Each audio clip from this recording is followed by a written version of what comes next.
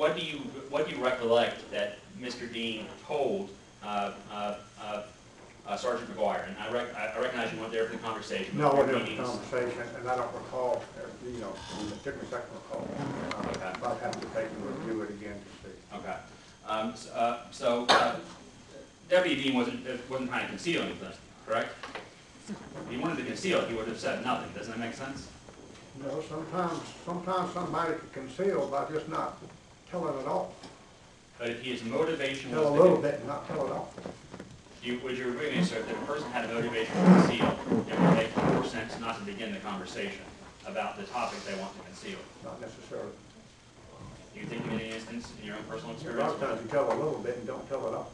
Well, So that's by omission, not commission. do you remember during your meetings or your conversations with Sergeant Tatum where you learned that Deputy Deane told Sergeant McGuire that he was friends with Kelly Capps?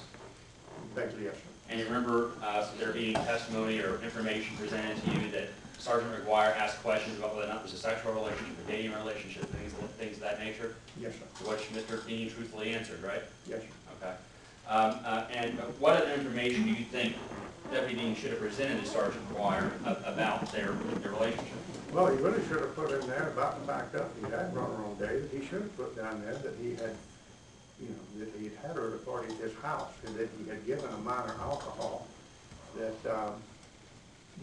he should have taken let them know there was a closer relationship than that, and let somebody else handle the case.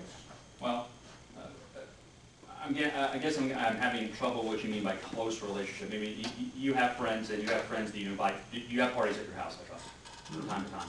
Yes. Yes. And are all those friends very, very, very close friends? No. Okay, so some of them are just acquaintances, correct? Yes, sir. Okay.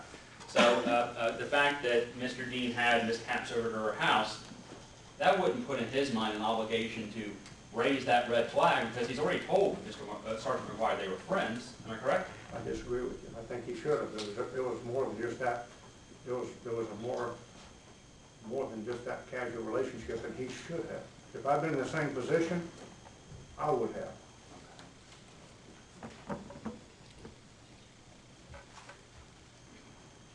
You indicated on direct examination by Ms. Jones that you believe that Mr.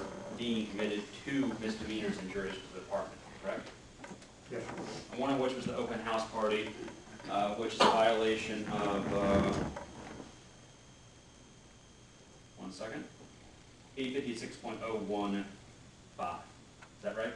If you say so, I don't know. Well, just so we're on the same page, let me give you a copy of the charging affidavit from Mr. Deane. It's kind of hard to read. It's in the narrative section there.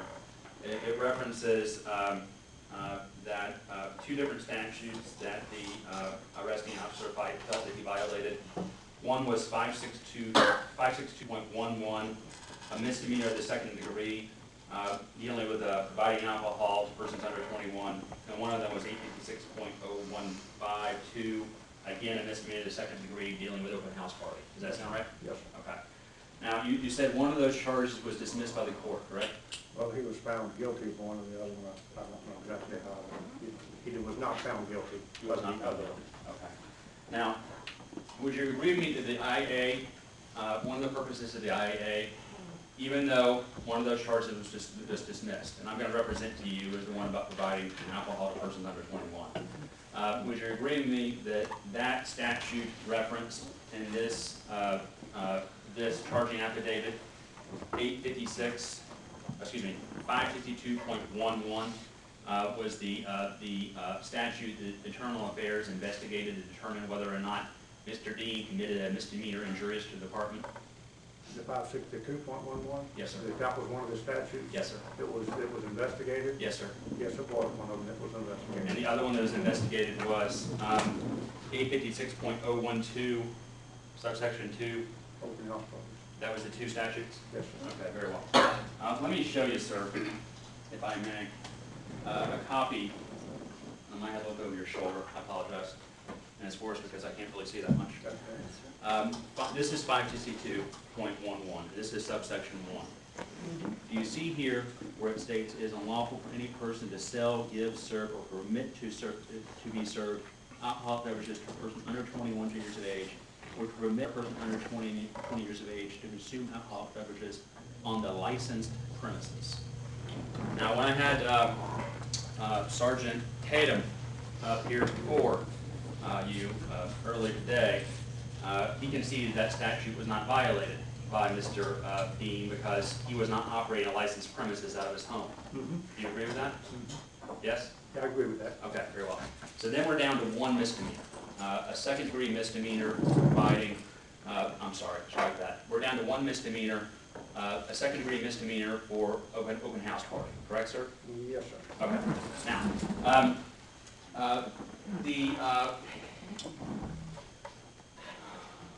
a second-degree misdemeanor, do you know, I used to know this when I was in law school, but I don't practice criminal law. Do you know what the penalty range is for a second-degree misdemeanor? Second-degree misdemeanor is up to $500 in 60 days, I believe, but I'm kind of like you, I'm kind of removed from that. And I think a first-degree misdemeanor is a year in jail. A year in jail and $1,000 fine, if Okay. I'm not mistaken. Very well, okay. Now, let's talk about the other, I can find it. Your termination letter. You have that handy, I trust. Yes, sir. Okay. Now,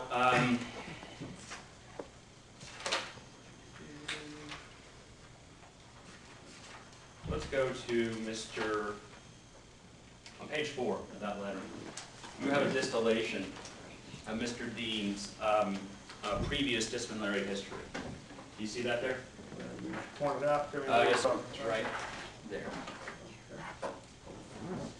It says you have previously been subject to the following disciplinary actions. Yes, sir. Okay. There's one dated May 4th, 1999, a violation of 26.2.96, careless handling of equipment and vehicles. Do you know, I see that was sustained. Do you know what punishment Mr. Deane received for that offense? My recollection was a verbal counseling, but that's just often my recollection. I won't argue with it. I can testify, but I won't argue with it either. The next one is July 17th, 2012. It's still on page Same thing. 4. It says knowledge of policy and procedure, 26.2.134. Do you know what policy, what discipline that is that Mr. Deane received for that offense? My recollection, that was one where he made an arrest in Spring Hill, in South of Dale Avenue, where he made a traffic stop and somebody interfered with the traffic stop, which he made the arrest. Well, instead of following the policies and procedures and sending the man's personal property with him to jail, and a get-even tactic, he sent the man's property to evidence, which required the man to have to go to another facility and go through a lot more work to get his cell phone, belt, etc. back. If I'm not mistaken, that's what that was. Okay. And so he received a letter of reprimand for that? He received a letter of reprimand. Okay.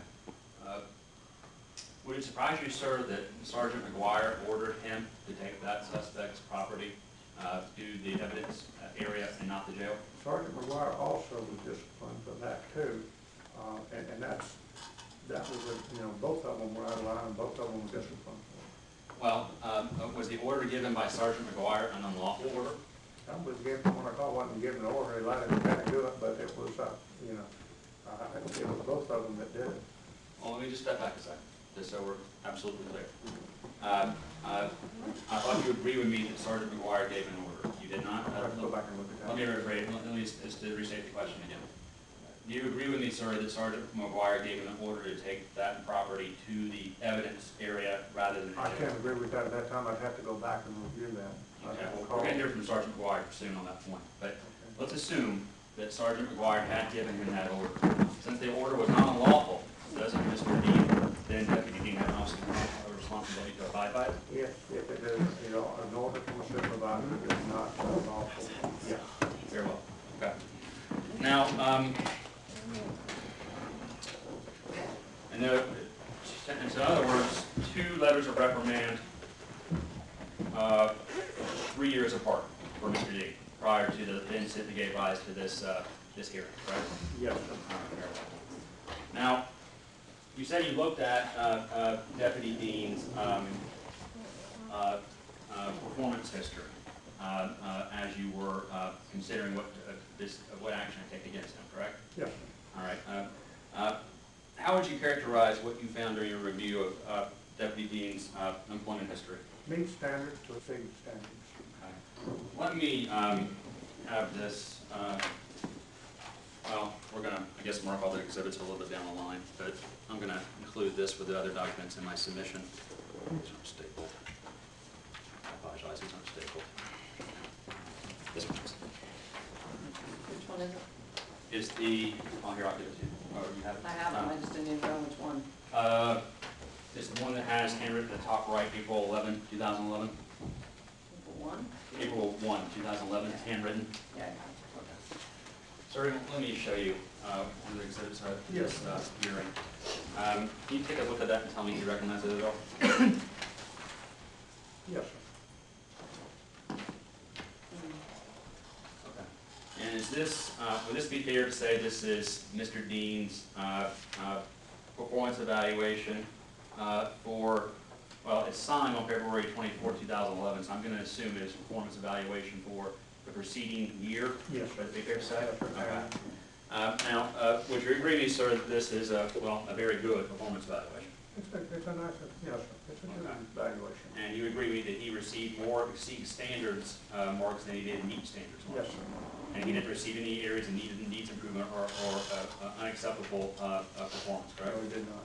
Okay. And this is something you took into account in rendering your decision to I've always terminate? looked at all of these and take that all into account. Okay, very well. And let me just mark this final one.